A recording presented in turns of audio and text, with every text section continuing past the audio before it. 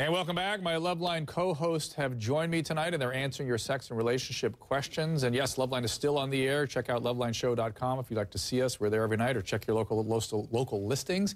Let's go back to the phones. Cammie in Colorado. Cammie. Hello, Dr. Drew. Hi, Cammie. Hi. My question is about 2 years into my relationship with my husband, which we've been together about 12 years now. Mm-hmm. I completely lost my sex drive almost like overnight. I've been to the doctor, to check all my hormones and all that kind of stuff. Checks out fine. All right, hold on. Let me ask something. Had you had a baby in those 2 years? No. Did you start a new birth control pill? No. Did you start a new medication? Yes. What medication? It's been so off and on with my Crohn's disease. Trying different medications. I don't remember which one it is at the time. I'm not on it anymore. All right, but Crohn's is an inflammatory bowel disease. It's a terrible, your entire guts get inflamed, and it can come to the surface and break. It's an awful disease. And so that may be why you lost your sex drive. I mean, I would just be worried about that. But Simone will tell you, anybody else out there who lost their sex drive, there are interpersonal issues that can come to bear on this as well. And actually, there are hormonal issues as well, because when you first meet, your body is flushed with this wonderful cocktail of love chemicals that make you stick together and make you, go at it like rabbits. And what women notice is suddenly, after about 2 years, exactly the time you're talking about, these hormones reduce and suddenly your libido goes to its normal level. And the biggest thing that I would say to you and any woman watching is, unlike men, we can't rely on testosterone. We can't rely on just having desire like that. What we can rely on is getting into bed with our husbands and getting aroused, first of all, and then the desire to carry on kicks in. And that can be a great ticket for your love life. I think Mike just heard Charlie Brown's teacher. Wah, wah, wah, wah, wah, wah. Well, not if there's sex at the end of it. I understand. He was, what? Yeah. Stacy in Colorado. Stacy, what do you have for us?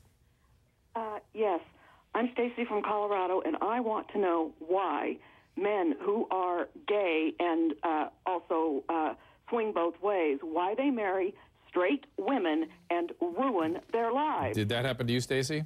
Yes, it did. Shocking. You don't sound like a woman that has an axe to grind at all. No, a little energy behind you there, Stacy. Very jubilant delivery. So, that's I'm not sure we can answer that. Do we have an answer? I would just say it's obvious because there's a lot of shame behind it. Yeah. And it's difficult to still come out today in 2012 as a gay man. And so what men do, sadly, there's a whole proportion of men who sleep with men and are married to wives. There are gay, homophobic men. Yeah. Men who are gay, homophobic with their own homosexuality and wish that they could be otherwise and try to live otherwise, but they are not that, so they can't. Dawn in Michigan. Dawn.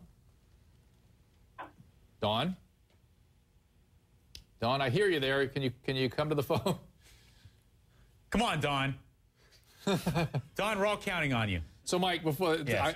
we're kind of running out of time anyway, and so I don't feel like I've gotten as much out of you as I wanted to, because I think women sort of want to know what the young male mind is like and how simple it is. I always tell them, don't overthink what young men are thinking about. Give them a little piece of what's going on in the young male head. Well, I mean, we always say men under 30 you should stay away from. Yeah, listen, my best advice to girls in general is don't date anyone ever until that man reaches about 30. For guys who are slow like me, 32, 33, accelerated people like Dr. Drew, 28. But in general, men that are around 20 are practically Cro-Magnon. I mean, we're high on this drug of testosterone. We have very little world experience or intellect. We're utterly useless. So I wait till guys are later in life before you really try to settle down with them. And then you can't blame a guy who are very, very, very visually stimulated. But don't believe that we can't develop into someone who has intimacy and real caring for a young lady. At first, though, the first couple dates, we are thinking with the other head, unfortunately. And you just got to see beyond that and hope that, some intimacy can develop. Young men are on a drug. The drug is testosterone. It creates a distorted motivational priority. And as you say, as the levels start to drop off, we return to humanity. Right, Simone? I've got to say, it was beautifully put. Okay. Yeah. Thank you, guys. Thank you, Mike. And Simone, you're going to join me again later in the show.